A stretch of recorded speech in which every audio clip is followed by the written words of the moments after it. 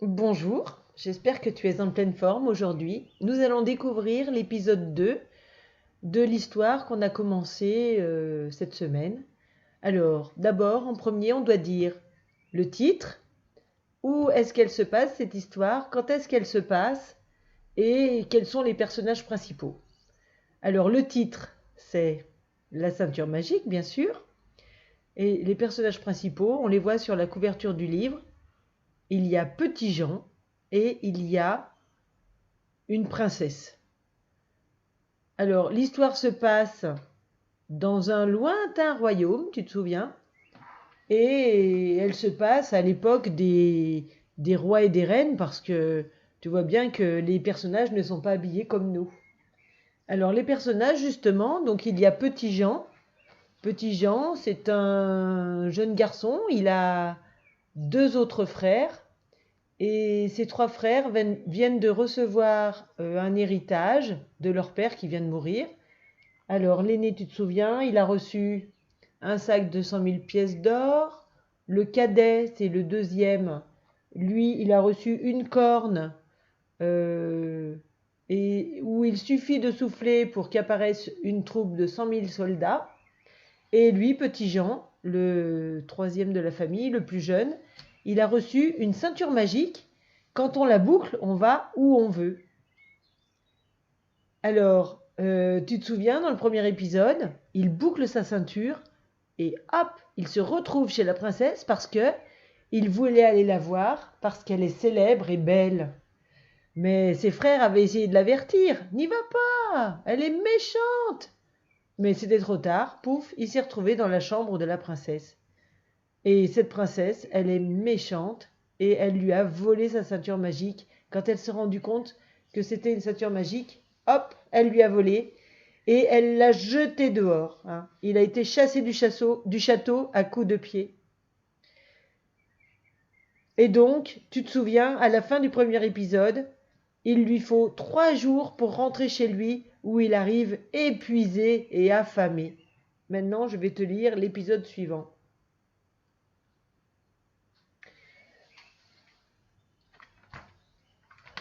Oh, petit Jean, lui dit son frère aîné en apprenant l'histoire, cette princesse est un vrai démon.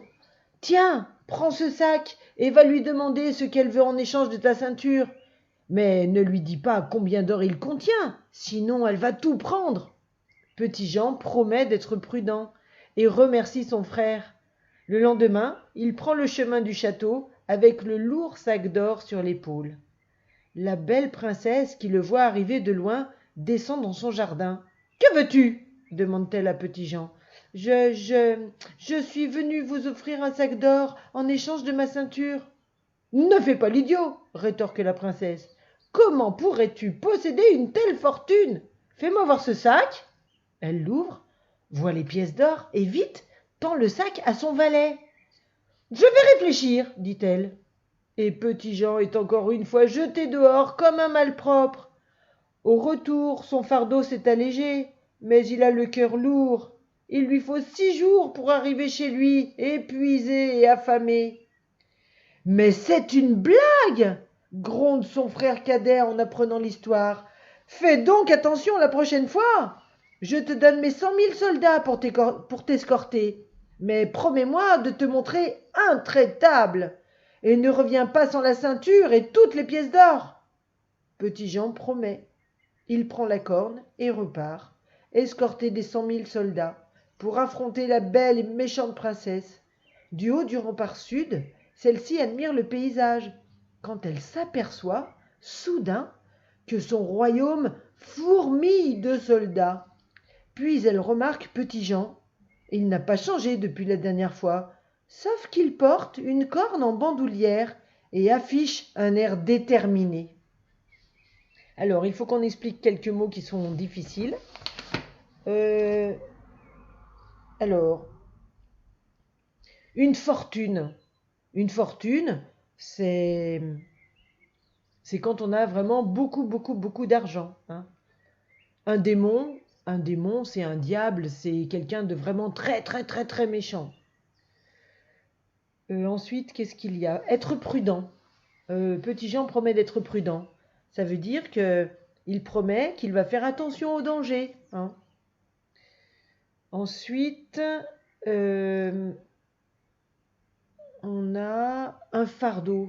Il, alors, il a un fardeau, ça veut dire qu'il porte quelque chose qui est lourd.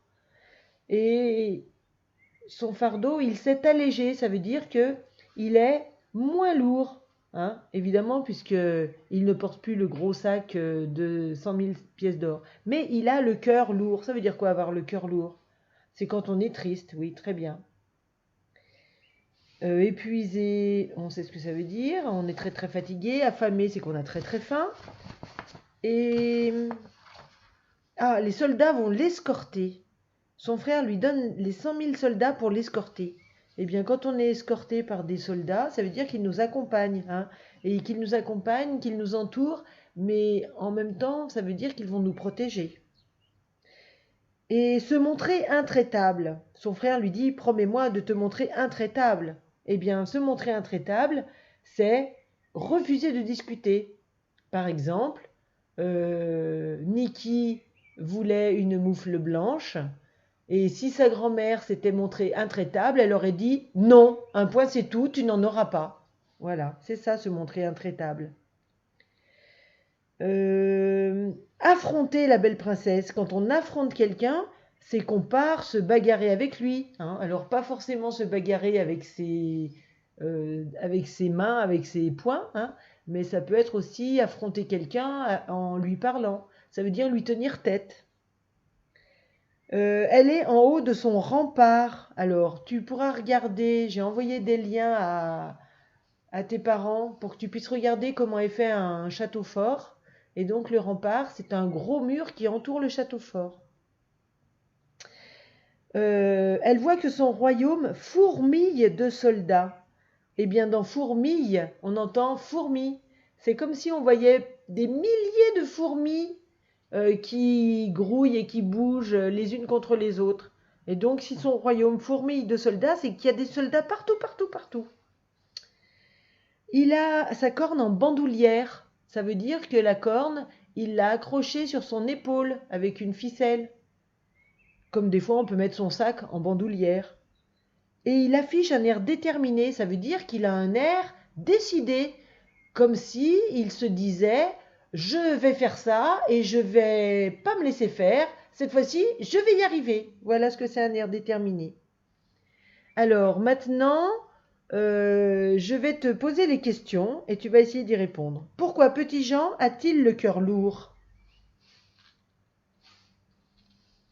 Alors, il a le cœur lourd parce qu'il est malheureux, il est triste, hein, parce que non seulement il n'a pas récupéré sa ceinture, mais en plus, il a perdu le sac avec toutes les pièces d'or, hein. Pourtant, son frère l'avait bien prévenu, il lui avait dit attention, ne lui dis pas combien d'or contient le sac, sinon elle va tout prendre. Mais Petit Jean, il a promis d'être prudent, mais il ne sait pas faire. Et lui, quand il va voir la princesse, il lui dit je suis venu vous offrir un sac d'or en échange de ma ceinture. Il donne tout son or. Donc voilà pourquoi il a le cœur lourd. Que peut-on dire de la princesse? Eh bien, la princesse, déjà, on nous dit c'est un vrai démon. Elle est méchante, hein. Ça, on le savait déjà. Elle est cupide, hein. Ça, on le savait aussi. Elle adore l'argent, hein. Elle prend aux autres tout ce qui passe sous sa main, hein. Elle est méchante, elle est brutale. Elle traite Petit Jean d'idiot, hein. Elle lui dit ne fais pas l'idiot, rétorque la princesse. Comment pourrais-tu posséder une telle fortune? Donc elle le traite d'idiot, c'est pas très gentil. Et puis elle le fait toujours jeter dehors. Alors au premier épisode, il était chassé à coups de pied, au derrière. Et là, il est jeté dehors comme un malpropre. Ça veut dire que on le met dehors sans ménagement, hein. On lui dit pas au revoir, on n'est pas du tout gentil avec lui. Euh, on le met dehors et c'est tout. Euh, Ensuite, que penses-tu du héros et de la façon dont ses frères se comportent avec lui?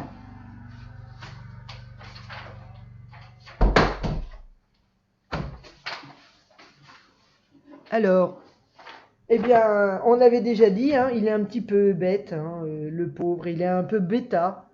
Parce que au lieu d'échanger la ceinture avec juste le nombre de pièces d'or qu'il faudrait, lui il donne tout le sac. Et puis, ben, ses frères, ils sont pas très contents, hein. Ils essayent de lui donner des bons conseils, hein. Ils lui disent sois prudent, ils lui disent montre-toi intraitable. Mais ils lui font confiance, hein, pourtant. Mais lui, le pauvre petit Jean, ben, il n'y arrive pas, hein. Alors, ils ont l'air un peu plus malins que lui, ses frères, parce qu'ils lui donnent quand même de bons conseils. Mais petit Jean, ben, il n'arrive pas à suivre ses bons conseils. Il se fait toujours avoir. Alors maintenant, si on regarde l'illustration euh, du livre, à quel moment ça correspond dans l'histoire? Alors, si on regarde bien, là, dans celle de gauche, on voit petit Jean qui est en train de pleurer. Regarde, il pleure tellement, il y en a de partout de l'eau. C'est drôle ça. Et là, on voit donc son frère aîné qui lui tend le sac d'or, hein. Donc lui, ça doit être son frère aîné. Et puis le frère cadet, lui, il a les bras en l'air, il doit dire oh là là, mais c'est pas vrai, il s'est encore fait avoir, hein. Et puis dans celle de droite, eh bien, ça doit être le moment d'après où on voit les frères, bah, ils sont encore en bonnet de nuit et en robe de chambre, tu vois, ils viennent de se lever et on voit petit Jean qui part avec le lourd sac d'or sur l'épaule, hein. Alors maintenant, on va faire vrai-faux, mais on va le faire avec une autre vidéo. On se retrouve tout de suite.